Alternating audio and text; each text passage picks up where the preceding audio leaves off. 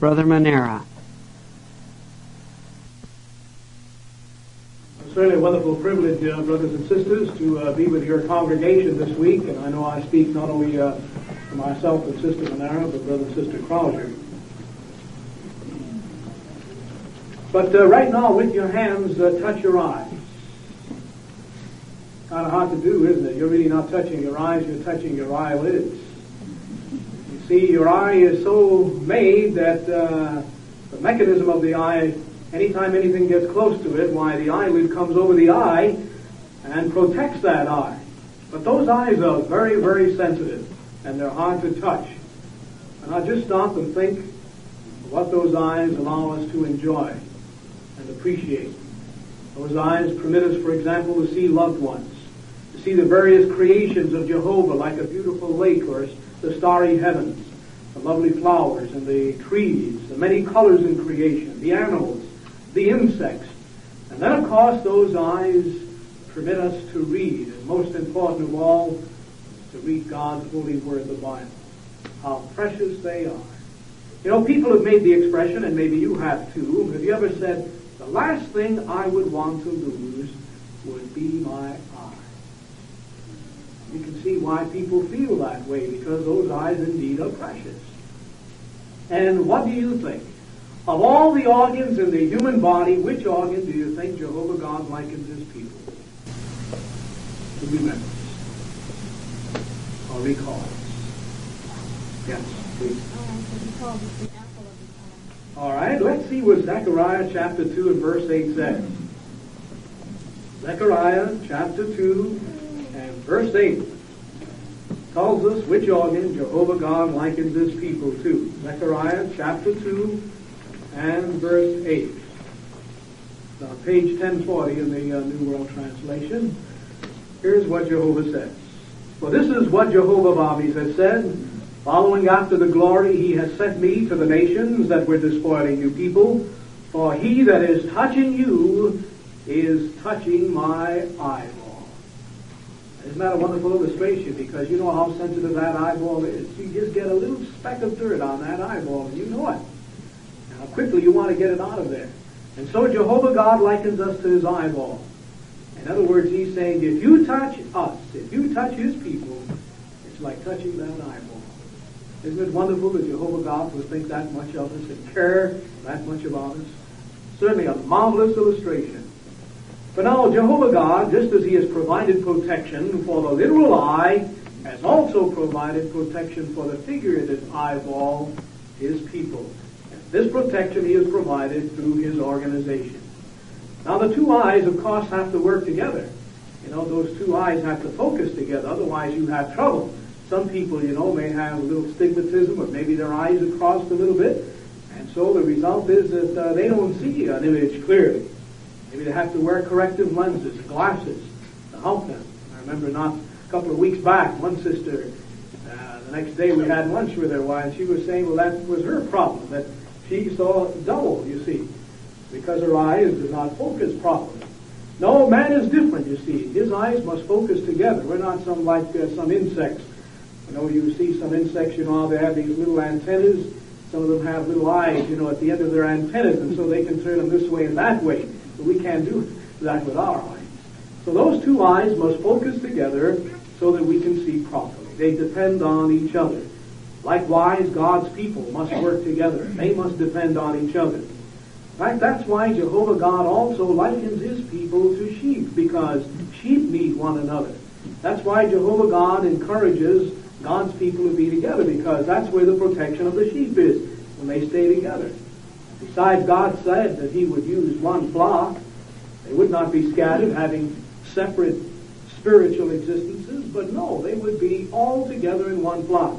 And Jesus makes this point for us in John chapter 10, very nicely to show how Jehovah God would deal with one organization or one flock. John 10, in verse 11.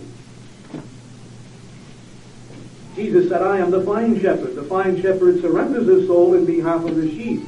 And in verse 16 he adds, and I have other sheep which are not of this fold. Those also I must bring, and they will listen to my voice, and they will become one flock, one shepherd. The fact that God would have one flock shows that he would have one organization, and that his purpose would be to keep his people close together. One flock shows, too, that God's purpose is to provide protection for that flock through his fine shepherd. And that's where, of course, God's Spirit is. But now, some individuals, though, sometimes feel they can get along without God's organization. Sometimes individuals want to go it alone, as they say. They think they don't need the organization. They want to isolate themselves. But some wise counsel is found in the Proverbs, in the 18th proverb, and in the very first verse. And notice what this says about isolating ourselves, or trying to go it alone. Proverbs 18:1. Here's what God's Word admonishes. One isolating himself will seek his own selfish longing. Against all practical wisdom he will break forth. Isn't that true? When one isolates himself, usually what is he interested in?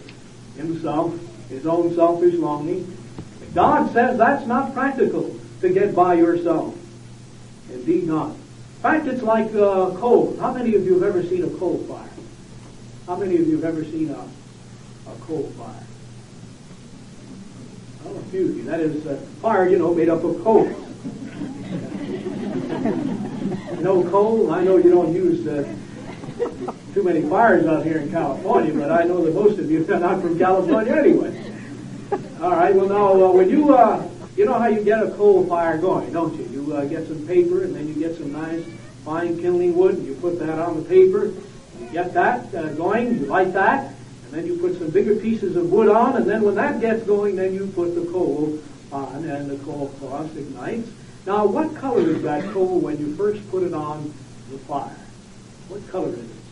Oh, it's black. Black. Now, what happens to that coal, though, when it catches on fire?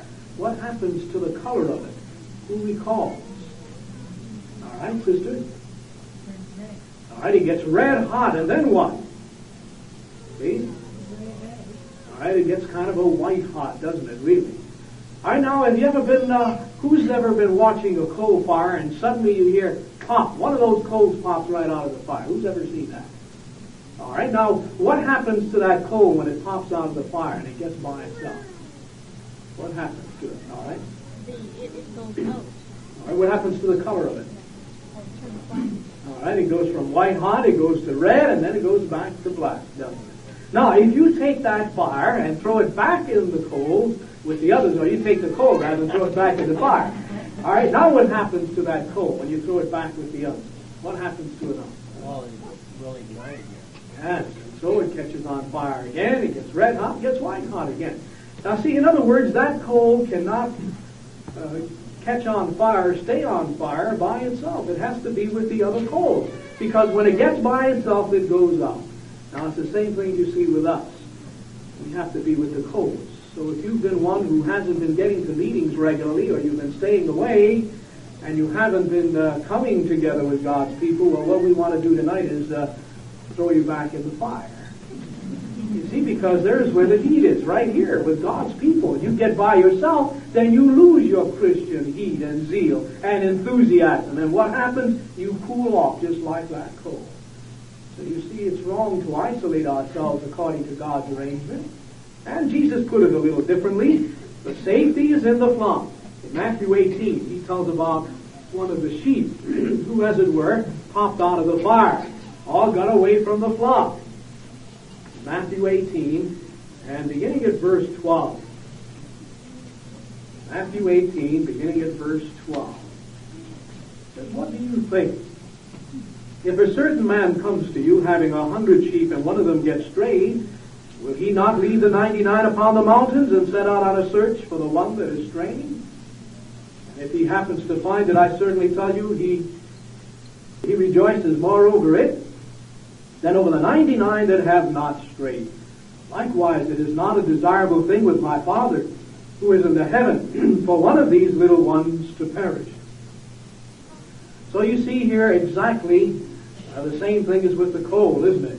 And one sheep, you see, God is concerned about, because the protection of that sheep is with the others, with the flock.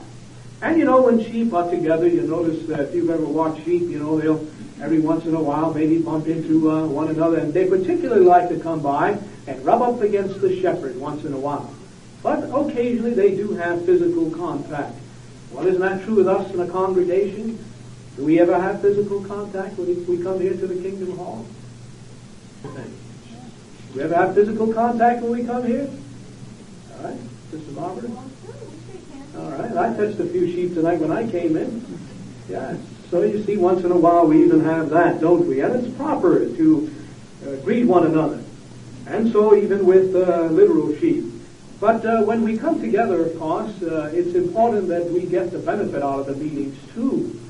We come to God's arrangement when we come to the meeting. In fact, the Bible tells us how we should attend. In Hebrews, the 10th chapter, it tells us how often and with what regularity we should attend. Now let's read Hebrews chapter 10, verses 24 and 25, and let's see if you can pick out and determine here how we should attend congregational meetings. Hebrews, the 10th chapter, and verses 24 and 25. And let us consider one another to incite to love and fine works, not forsaking the gathering of ourselves together as some have the custom, but encouraging one another, and all the more so as you behold the day drawing near. Now, according to that, how should we attend congregational meetings? How should we attend? Sister, please. Yes?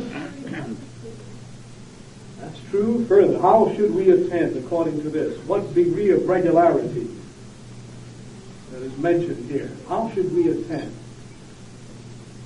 Sister, please. Well, with complete regularity, it says all the more so as you behold the day drawing near, and we certainly behold that. All right, but there's a word there that really emphasizes the point for us. Tells us really how we should attend meetings, what it should be with us. All right, please. Well, it says here, not forsaking, so we shouldn't forsake not attending the meeting. Yes, this is true. But there's another word that really makes the point for us there, sister.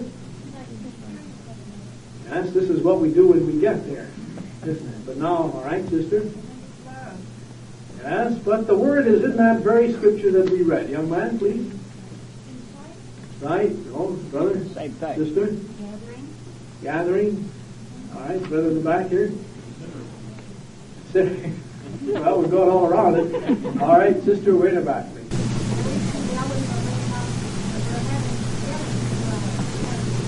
That's what we do when we get there. But there's another word that makes the point for us. All right, brother here, please.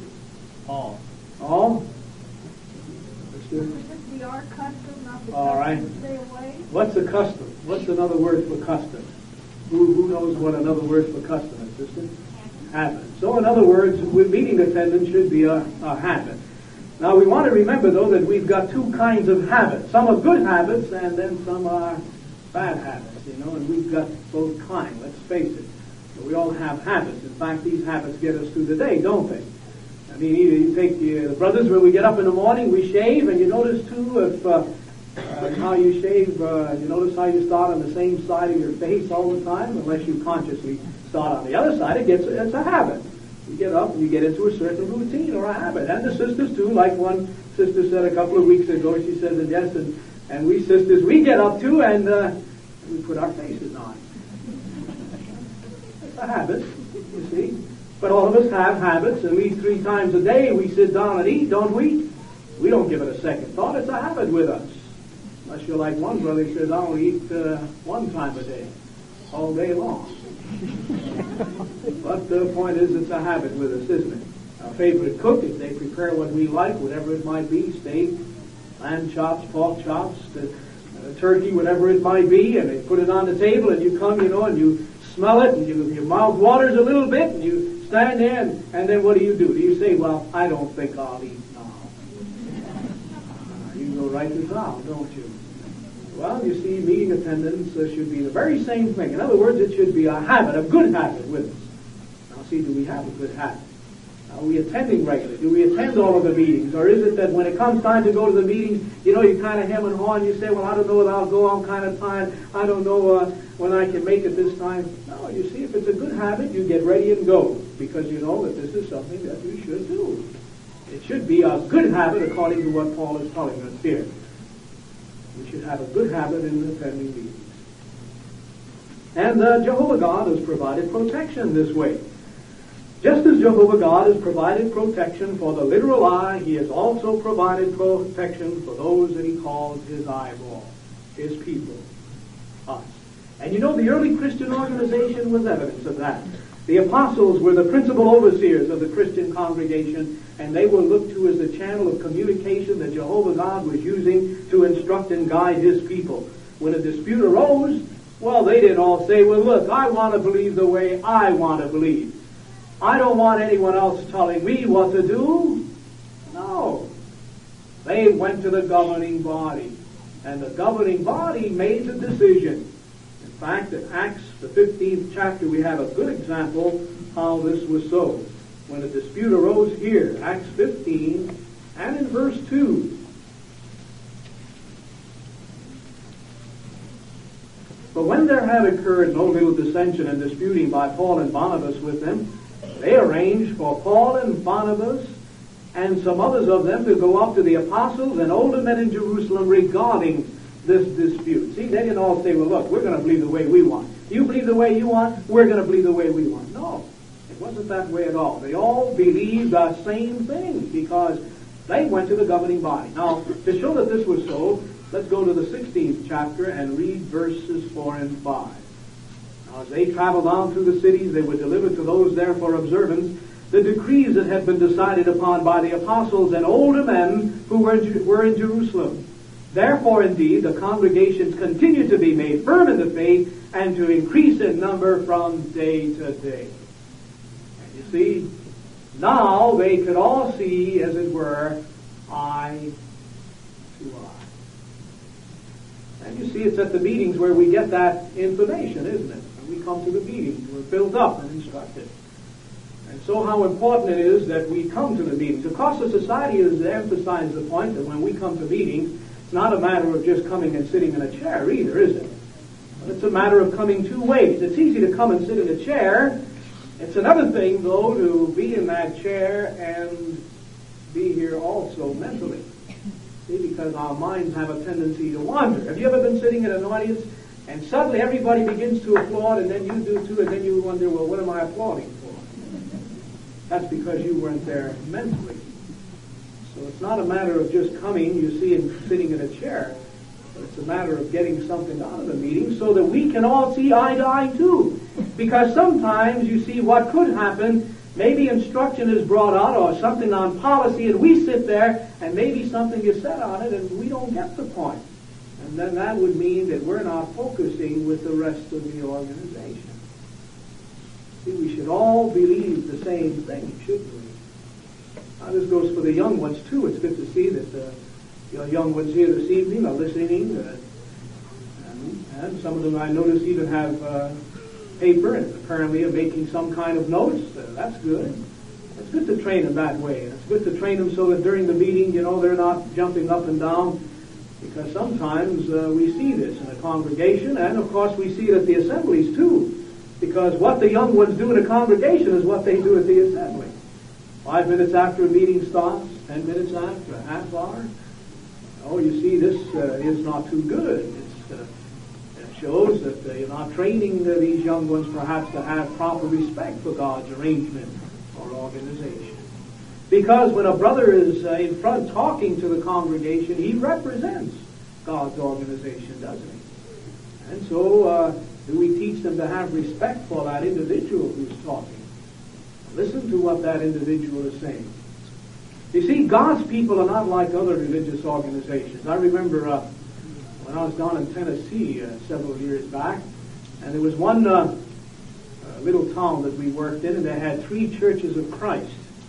And they all believed a different thing. One believed in having supporting an orphanage, another one believed in having a musical instrument, and another one didn't. But they were not united. You see, they didn't see eye to eye.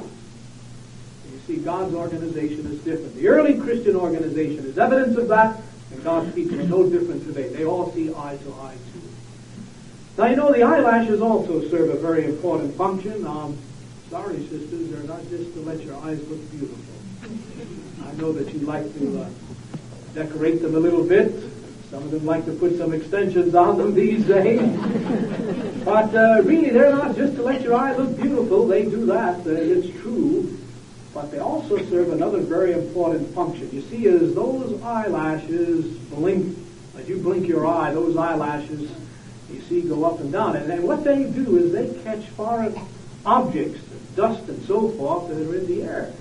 And they keep those from getting in your eye. And they also serve as a feeler, as it were, because any time anything touches that one of those eyelashes, why, you immediately close your eye. It's a protection that Jehovah God has provided for His people. And it's marvelous. And of course, then as you sisters know, it also lets your eye look beautiful. But you know, the early Christian organization had feelers too. You see, the early Christian organization, the governing body, sent out to the congregation that we have just read in Acts 15 and 16, representatives of that governing body. And these individuals would go to the congregations and they would clear out of the congregation any foreign beliefs or ideas. You see? And they would keep that organization clean. They would counsel the overseers and the other older ones and would give them instruction and counsel and build up the congregation. But they would also clear out foreign beliefs and warn the congregation just like an eyelash does to the eye. Now, the one organization, too, is where God's Spirit is found. And we see that very same thing today. Jehovah's organization is no different today. If it was necessary to have one flock and one organization in the first century, why should it be any different today? God is not a God of confusion. Jehovah has one flock, one organization. But it was foretold that there would be many organizations that would claim to be servants of God. And Paul foretold that there would be a falling away in Acts the 20th chapter. Notice how he foretold this very thing. Acts 20 and verses 29 and 30. He says, I know that after my going away, oppressive wolves will enter in among you and will not treat the flock with tenderness. And from among you yourselves men will rise and speak twisted things to draw away the disciples after themselves. So you see, Apostle Paul foretold that that very thing would happen. Individuals would claim to serve God. But now, they even came to the point, where they started to follow men. And you see how that's true today in many religious organizations. They put up some man, and they idolize that man, and they follow him, and they think, there's no one like him. But you see, God's organization doesn't do that. Even the apostles wouldn't allow individuals to follow them. Now turn to 1 Corinthians chapter 3. Paul had to straighten some out here on that very thing. But here's the policy, you see, that God's people would follow then. Here's the policy that God's organization would follow today. 1 Corinthians chapter 3, verses 6 and 7. I planted, Apollos watered, but God kept making it grow. You see? And notice, just before this, in verse 5, he says, what then is Apollos? Yet what is Paul? Ministers, through whom you became believers, even as the Lord granted each one. So down in verse 7 now he says, so that neither is he that plants anything nor he that waters, but God who makes it grow. Now he that plants and he that waters are one, but each person will receive his own reward according to his own labor. For we are God's fellow workers.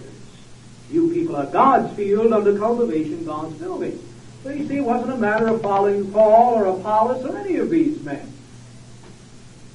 And neither is it today. You don't follow men. You follow or are part of God's organization. God deals with the organization.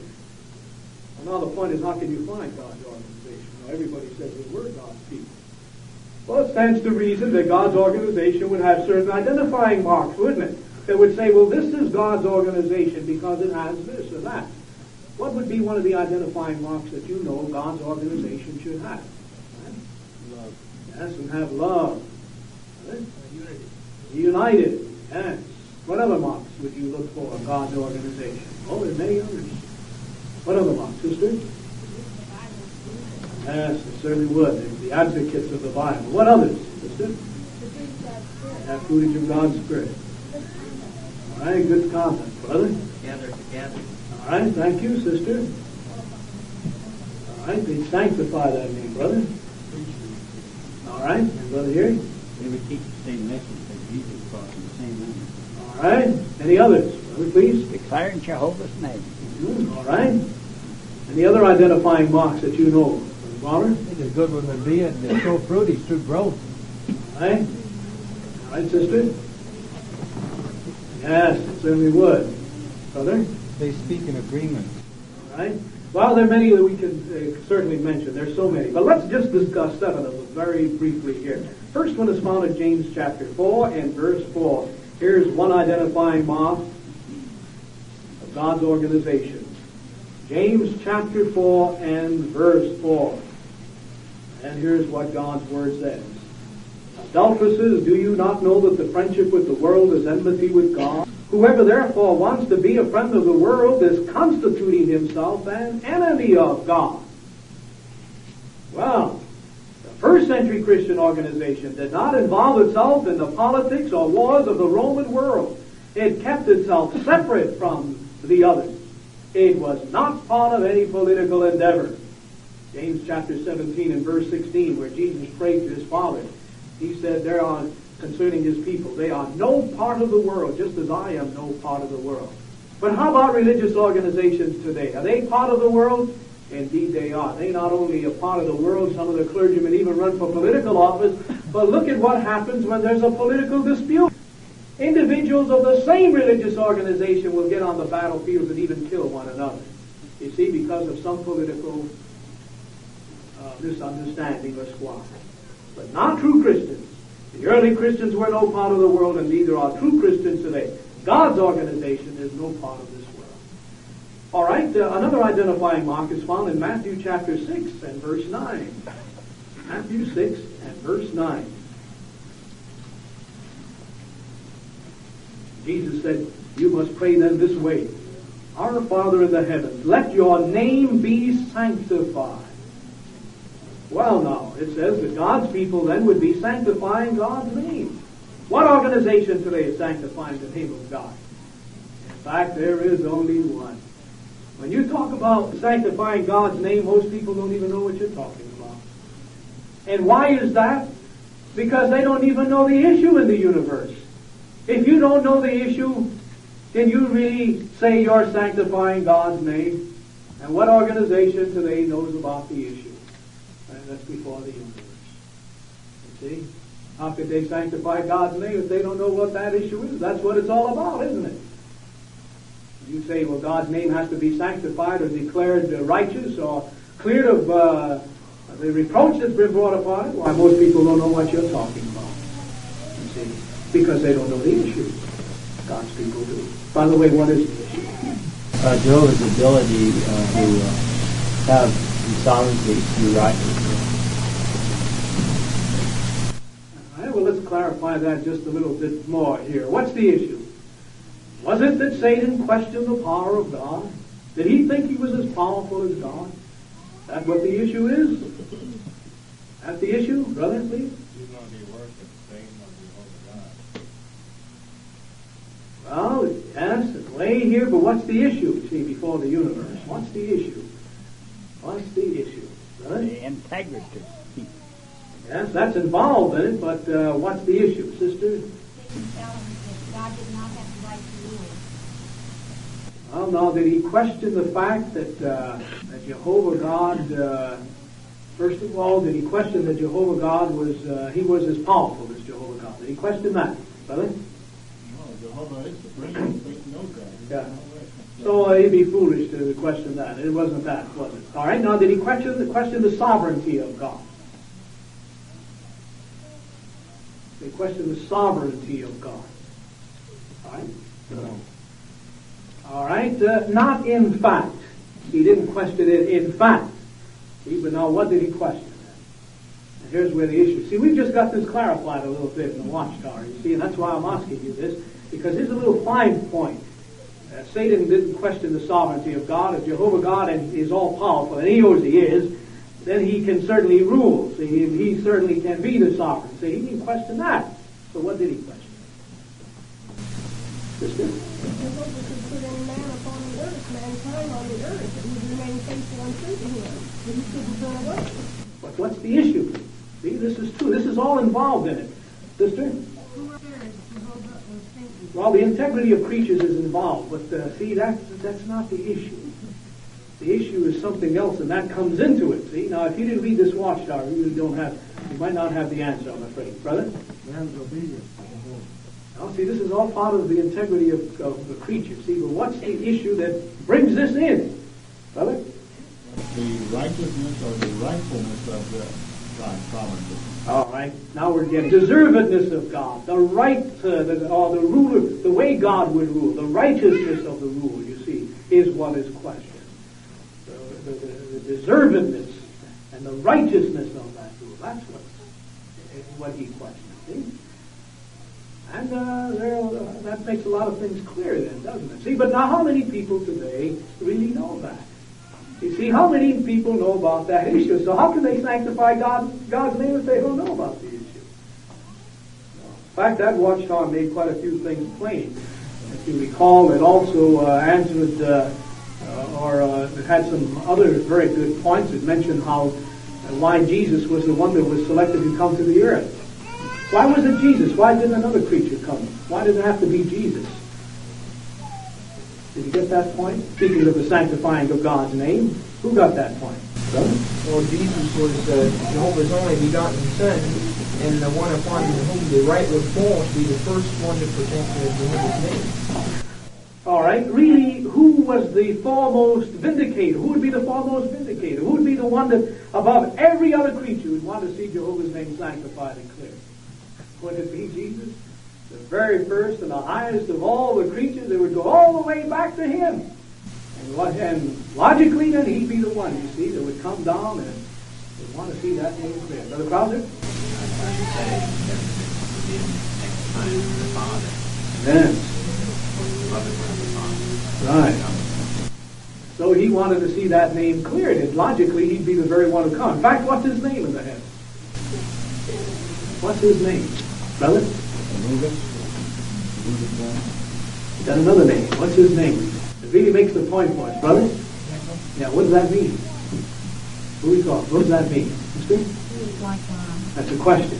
Who is like God? Right? See, who is like God? In other words, he wants to see that individual. Who is like God? No one is like Jehovah.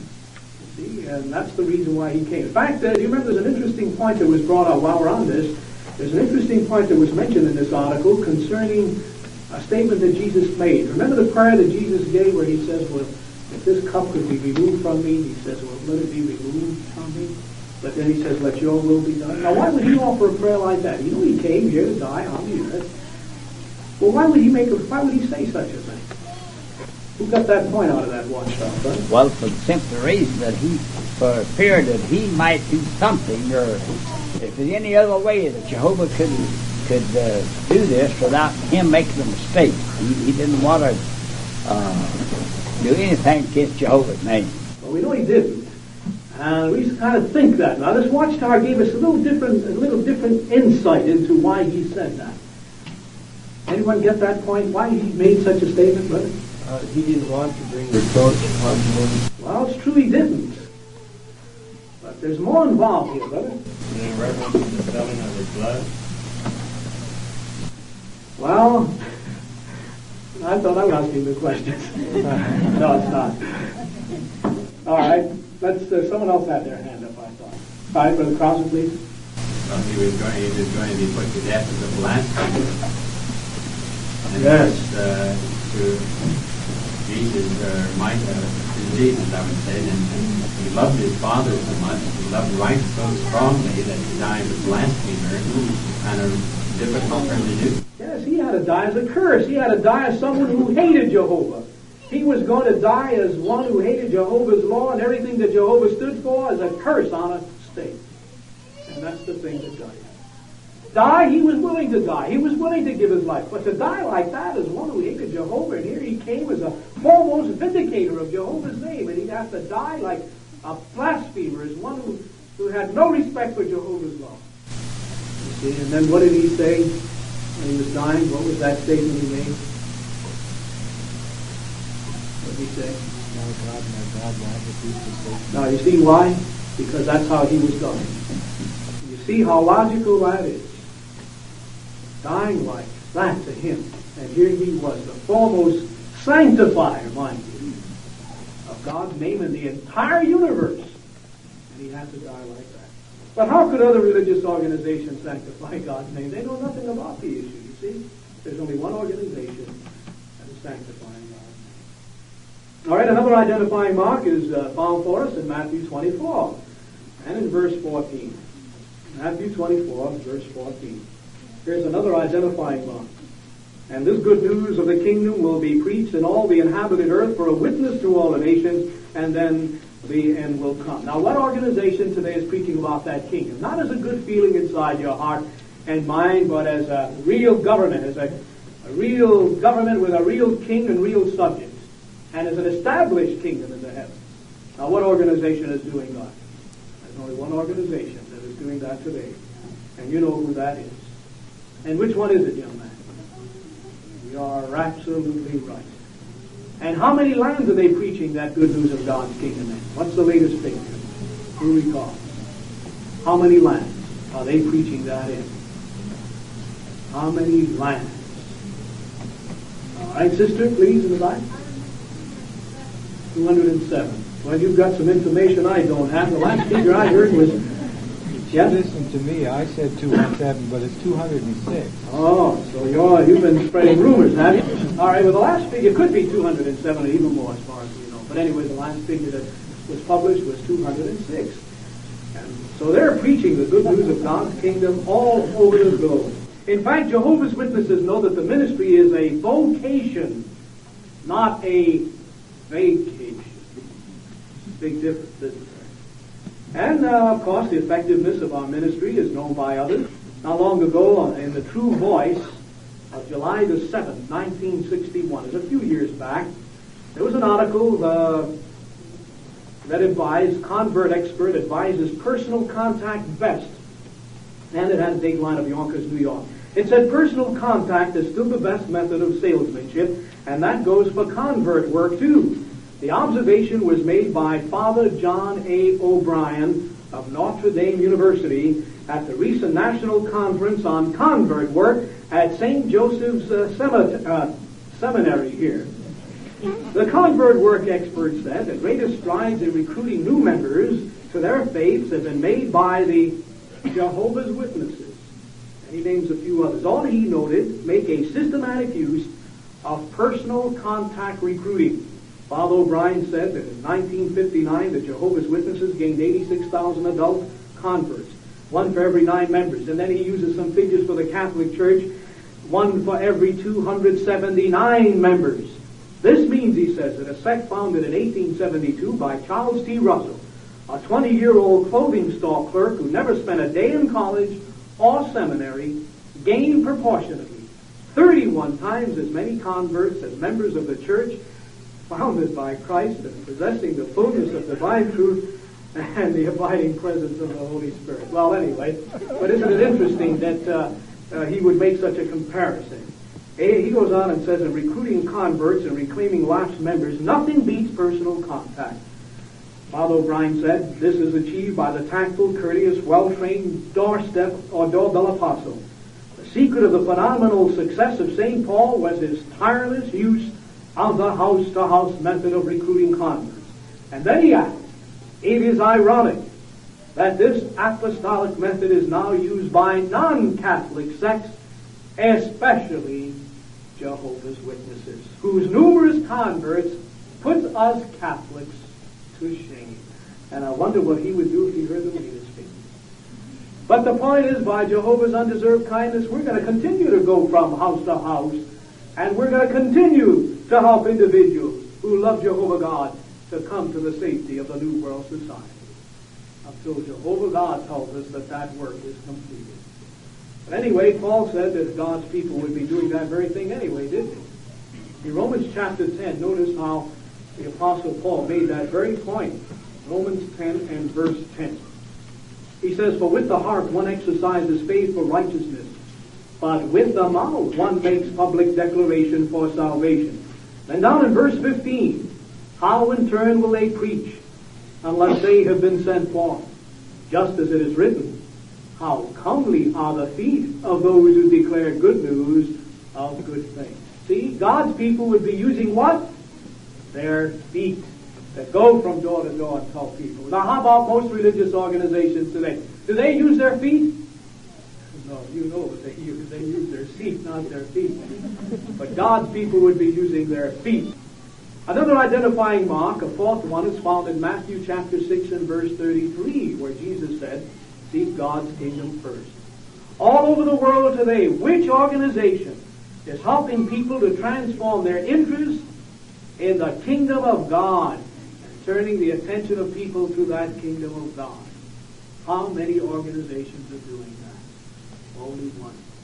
A fifth identifying mark, God's organization would send representatives to the congregations, the governing body would, to instruct and encourage the congregations just as the early organization did. What organization does that? A sixth identifying mark, God's organization would devote its resources entirely to the commission it has of preaching the good news of God's kingdom. Now, what organization today is doing that? Using all of its resources for preaching the good news of God's kingdom and not getting sidetracked to a lot of other things. You know, many religious organizations today get sidetracked into building hospitals and orphanages and get sidetracked into this business and that business. You see, God's organization wouldn't do that. I remember about a year ago up in Utah, and we were serving in that area, Sister Manera and I remember calling on a young Mormon woman. And so in our discussion, we were talking about God's Word, saying how, God's organization, God's people would not be part of the world. And she says, yes, she says, that's a thing that puzzles me and a question that I've had. Why is it that the Mormon church gets involved in so many businesses? And I said to her, that's a good question. And how about even the Catholic Church? How about the book that Nino Lobello wrote about the Catholic Church, showing how the Catholic Church was involved in all types of businesses? But the true organization of God would use its resources entirely to preach the good news of God's kingdom. That's its commission. Its commission is to preach the good news of God's kingdom, not to build hospitals, orphanages, or any of such things. And of course, the seventh and perhaps one of the most powerful identifying marks is found in John chapter 13. And in verses 34 and 35, John chapter 13. I'm giving you a new commandment, that you love one another, just as I have loved you, that you also love one another. By this, all will know that you are my disciples, if you have love among yourselves. Well, now, what organization today has that kind of love? Well, love wasn't new. Under the old Mosaic law, you had to love. But this was a different kind of love. This was a kind of love where an individual would even be willing to give his life. Well, now, what organization today is willing to give, the individuals are willing to give their lives to preach the good news of God's kingdom? To get out there and try to help someone else. What religious organization would do that? Well, Jehovah's Witnesses are doing that very thing in many lands, aren't they? The work is banned. God's people go out and they preach not only at the possibility of losing their freedom, but many times even their lives. Well, those are just 7 of these identifying marks, and we could discuss many more. But now the question is, why do we need Jehovah's organization? Well, all of us are crybabies. Yes, all of us. All of you are crybabies. Whether you're a brother or sister, you're a crybaby. And you say, well, why? Because our eyes are constantly being sprayed by a chemical.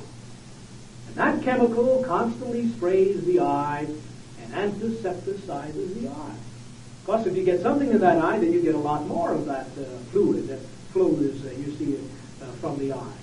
But constantly that eye is sprayed with this chemical, and it antisepticizes the eye, it keeps the eye clean, and that's why you see very seldomly we get an infection of the eye.